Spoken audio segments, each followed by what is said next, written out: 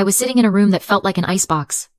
A sterile, white event space at the Scottsdale Museum of Modern Art. All glass and concrete. My sister, Rachel, slid a stack of documents across the table. Her new fiancé, Matthew, our family lawyer, just watched. On top of the papers, he placed a heavy, expensive pen. It's just a formality. Willow, Rachel said, her voice dripping with fake patience. I read the first line. Relinquish all rights to future AI logistics patents. My mother, Jennifer, leaned in close, her perfume suffocating. Sign it. Honey, she whispered, patting my hand. Don't make this difficult. The family needs this. Have you ever realized the people who were supposed to protect you were the ones holding the weapon? Let me know your story down in the comments. I looked at the pen. This heavy, symbolic weapon they'd chosen. I looked at Rachel, my sister, smiling her polished, empty smile. I looked at Matthew, the man she was marrying, the lawyer who was supposed to be impartial, who was now her accomplice. I looked at my former assistant, Hannah, standing by the door, already tasting her reward. They were all waiting for the tears, for the outburst, for me to break, to beg, to make a scene. So I picked up the pen. I need a moment to review this, I said. My voice was even. No tremor. No weakness. I stood up and walked toward the women's lounge. The air in the room was tight, buzzing with their victory. They thought I was retreating. They thought I was going to cry in a stall. I walked into the restroom. It was all cold marble and gold fixtures. I looked at myself in the mirror. My eyes weren't red. They were clear. I didn't cry. I leaned against the counter, pulled out my phone, and bypassed the lock screen with a facial scan. I didn't open my texts. I opened a black and gold icon, an app no one in the world knew about, but me and my actual lawyer. The admin dashboard for Archtech Dynamics. My company. The one I built from nothing. The $1.2 billion engine that was, until 3 minutes ago, secretly funding their entire fantasy. My finger hovered. I navigated to fund management. I saw the account labeled Family Fund, M. Rothschild. Truste. I typed in a single command. Pause, fund, access, all. A small prompt blinked on the screen. Confirm protocol. I pressed confirm. It was 12:03 p.m. Done. A quiet line of text appeared. Access revoked. All linked accounts frozen. I didn't feel rage. I didn't feel sadness. I felt balanced. Like a line of code that had finally executed. I took a deep breath, slipped the phone back into my pocket, and walked back into the meeting. As I walked back to that glass table, their faces were a mix of impatience and annoyance. They thought I was wasting their time. They had no idea what I'd just done. But more importantly, they had no idea what I'd been doing for the last 10 years. They thought I was just Willow. The quiet one. The weird one. The one who was good with computers and lived in a different state. They thought the family fund was some magical inheritance from Dad. They didn't know I was the fund. They didn't know that when my brother Daniel's brilliant crypto startup imploded, it wasn't Dad who saved him. It was me. I was the one who quietly transferred $3 million into the fund. A bailout, he thought, came from private capital. He never even asked. He just took the credit for the miraculous turnaround. They didn't know that my sister Rachel's executive salary for running the fund, which was really just her managing her shopping habits, was paid by me. Every month. Why did I do it for so long? I was trapped. I was stuck in the good daughter trap. That's what it is. A fog of fear. Obligation. And guilt. Fear that if I said no, I'd finally be cut off. Obligation. Because that's what I was taught. Family means. And guilt. Guilt that I was successful and they weren't. Guilt that I was hiding my success. Guilt for just existing. I kept wiring the money because I was holding on to this tiny, stupid, childish hope. The hope that one day, if I just gave enough, if I was successful enough, if I saved them enough times, My father, Michael, would finally look at me and say, "We were wrong. Willow, you did it. I'm proud of you." I wanted that approval more than I wanted the money. I was willing to pay millions for it. Standing there, looking at the pen they wanted me to sign, I finally realized that approval was never going to come. I finally understood the narcissistic family system.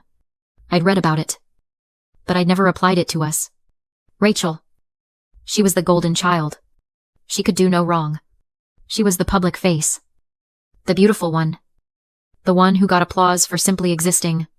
Daniel. He was the spare. The lost boy. He could fail 100 times. Burn through millions. And he would always be forgiven. Always be rescued. And me? I was the scapegoat. It didn't matter if I built a $1.2 billion company. In fact, it made it worse. My success. My competence. It was an insult to them. It highlighted their failures. I was the one who had to carry all the burdens and get all the blame. I was the one they had to erase. To put back in her place. To force to sign away her future. Just to make them feel powerful again. My success wasn't a source of pride for them. It was a problem they needed to solve. And that's when the fog finally cleared. It wasn't sadness I felt. It was clarity. Clinical. Beautiful clarity. I walked back to the table. The marble floor cold beneath my heels. I sat down. The silence was heavy. Everyone watching me. Expecting me to be broken. I looked at the document one last time. Relinquish. All rights. I looked at that expensive, mocking pen. Then, slowly, I slid the pen back across the polished wood. Right to the center of the table. I won't be signing this. Rachel's smile didn't just fade. It cracked. She let out a sharp, disbelieving laugh. Willow, don't be dramatic. This is a family decision. We're all in this together. Is that what this is? I asked. My voice still quiet. Us. All together. My father, Michael, finally spoke from the head of the table. His voice was low and heavy with disappointment, the one he always used when I'd failed him. Willow, stop this tantrum and sign the paper. You're embarrassing us in front of Matthew. Embarrassing them. Not you're making a terrible mistake. Not what are you doing, but you're making us look bad. That was always the real crime in this family. Just as Rachel opened her mouth to snap at me again. Her phone, sitting face up on the table, lit up with a notification. It beeped. She glanced down, annoyed at the interruption. Her brow furrowed. That's weird, she muttered, tapping the screen. The payment for the event space. It was just declined. Matthew looked up, suddenly alert. What? That's impossible? The funds were cleared this morning. It says, insufficient funds, Rachel said, her voice getting a little higher, a little tighter. As if on cue, my brother Daniel's phone rang. He'd been slouching in his chair, bored. But now he sat bolt upright. He looked at the caller ID and swiped it away. Whatever. A second later, his phone buzzed with a text. He read it. His face, usually so smug, went pale. What the hell, he said. Loud enough for everyone to hear. My corporate card was just declined. At the valet. They're saying the fund account is frozen. The room didn't just get quiet. It went cold. All the side conversations stopped. Every single person in that room, my father, my mother, Matthew, even Hannah in the corner. They all turned and stared at me. Rachel's eyes narrowed into slits. She didn't ask. She accused. What did you do? Before I could even answer, my mother, Jennifer, lunged forward, her chair scraping loudly on the floor. Her peacekeeper mask was gone, replaced by pure, unfiltered panic. Willow, she hissed, her voice sharp as glass. Whatever little game you're playing, stop it. Fix this right now. You are ruining your sister's big announcement. I just looked at her. Her sister's announcement. Even now, with the ship sinking, with alarms blaring. All they cared about was who got to stand on the bow and wave. It was never about the family. It was about the show, and I had just cancelled the performance. I kept my voice perfectly level. It seems the fund has a liquidity problem. That tends to happen when its primary assets are tied to intellectual property it doesn't actually own. Matthew, the fiancé, lawyer, actually laughed. He pushed his chair back, standing up, trying to use his height to intimidate me. He adjusted his suit jacket, playing the part of the man in charge. Willow, be realistic, he said, his tone condescending, like he was explaining basic math to a child. Those patents were developed while you were loosely affiliated with the family fund. We have a very strong legal claim. You don't want this to get messy. A strong legal claim. Messy. He was threatening me with my own money. No. Matthew, I said, looking right at him. You don't? I picked up my phone. I didn't text him. He texted my real lawyer. Julia. A simple message. He's here. The fiancé. A single text came back immediately. 5 minutes. Stay seated. I slipped my phone away and simply waited. Rachel started to protest again. My father was demanding I fix the accounts. And I just sat there. I let the chaos swell. Almost exactly 5 minutes later, the doors to the event space opened again. This time, it wasn't a family member. It was a woman in a perfectly tailored navy suit, carrying a leather briefcase. Her name was Julia. I'd had her on my personal payroll for years, and she knew exactly where every single dollar was buried. She didn't look at me. She didn't look at my family. Her eyes locked directly onto Matthew. Matthew, she said, her voice sharp and cold, cutting through the noise. The room went silent. You're here representing the family fund in an attempt to seize assets from Archtech Dynamics, she stated, not asked.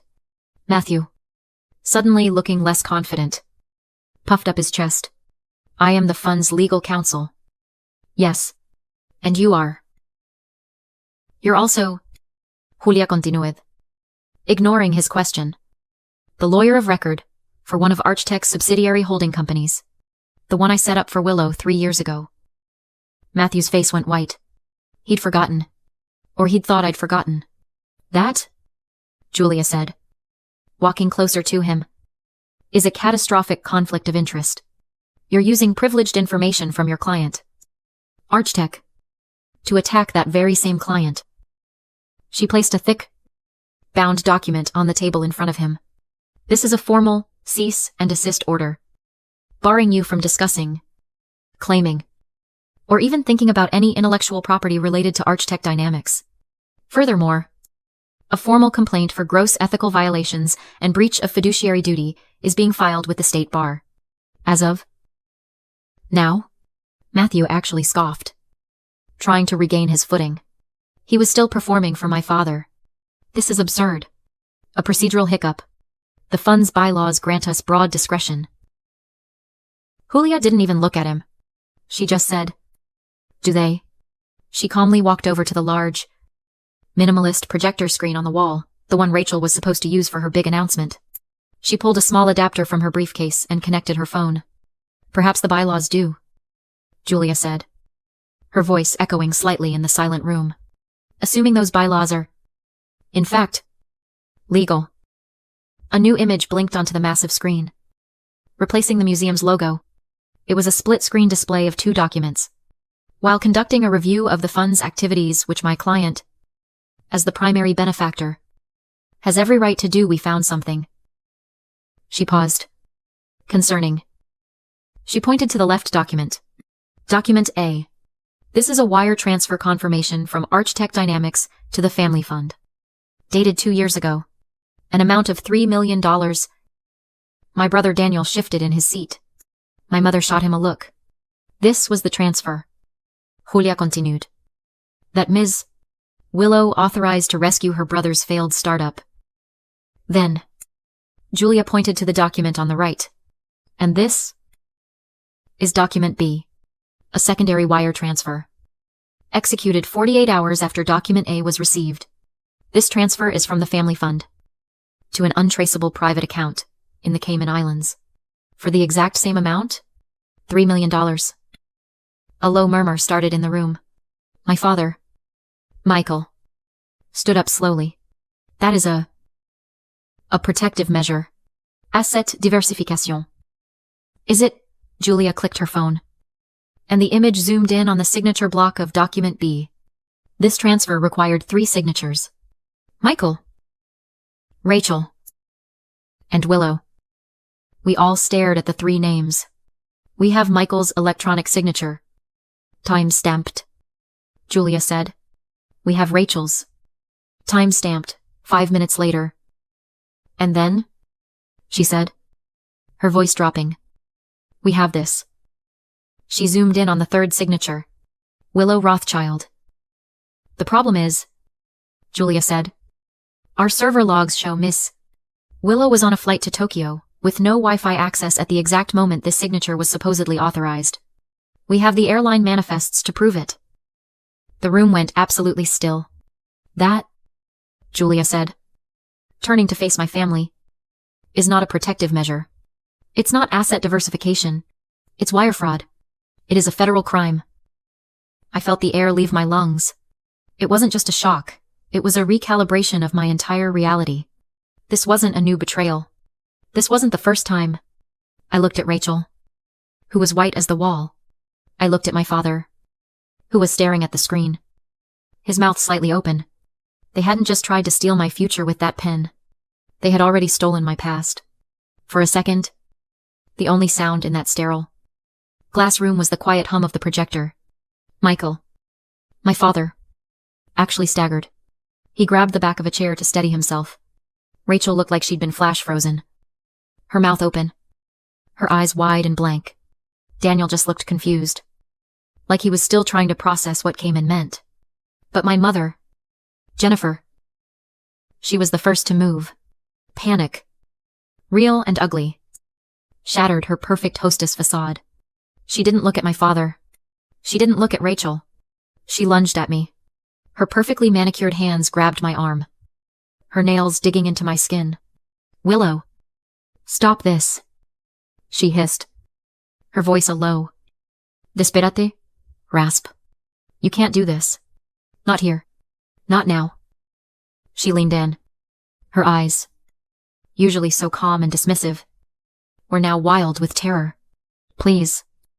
Willow. Please. Think of your sister's reputation. Think of Matthew. Think of your brother.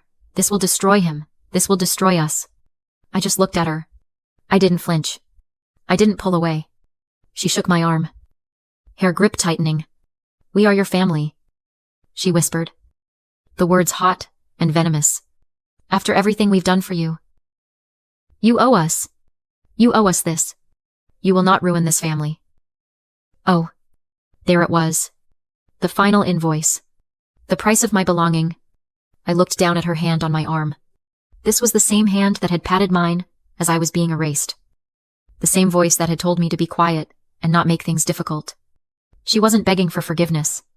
She was demanding my silence. I finally understood. I'd been the good daughter my entire life. I'd paid and paid, hoping to one day clear a debt I never actually owed.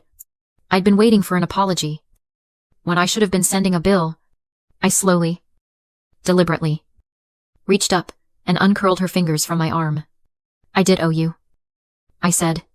My voice was calm. It was so calm it scared her. I paid for Daniel's mistakes.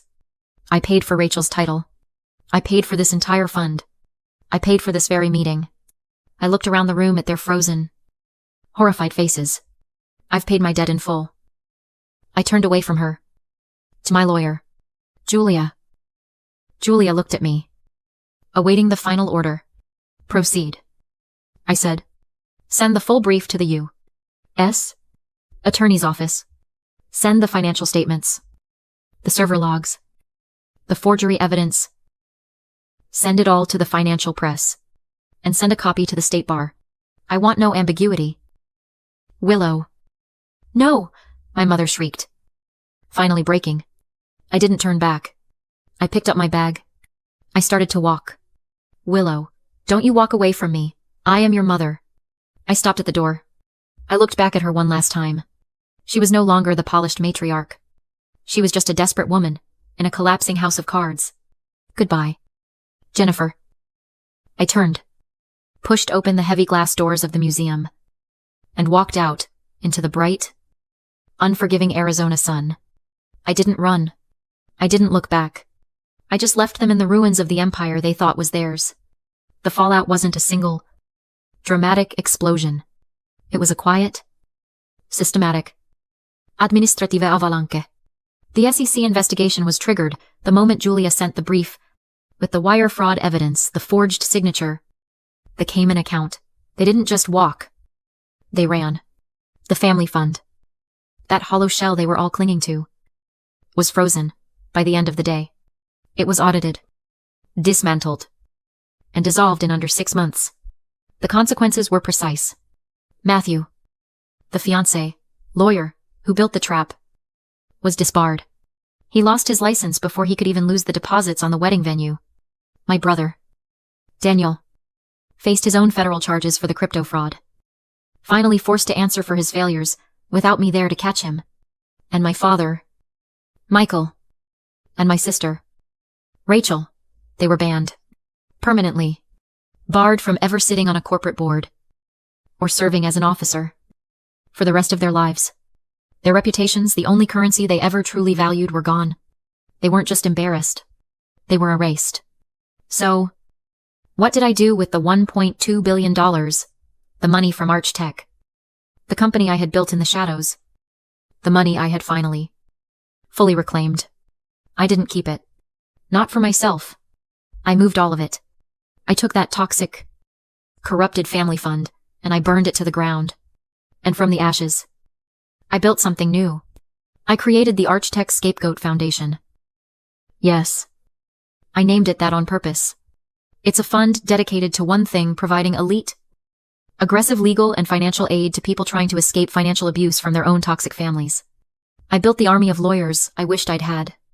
An army for all the other scapegoats out there. The ones being told to be quiet.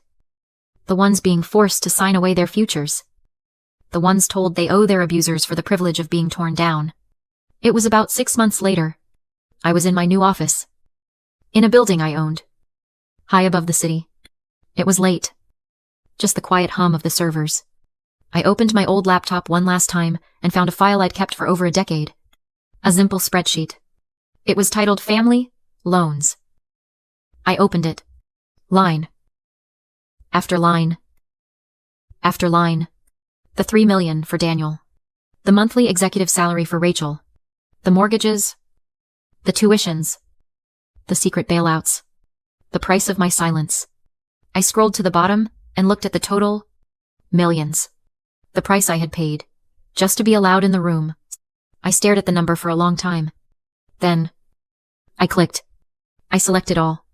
I highlighted every single cell. Every entry. Every dollar. And I hit delete. That night, for the first time in years, I went to sleep without setting an alarm. I slept all the way through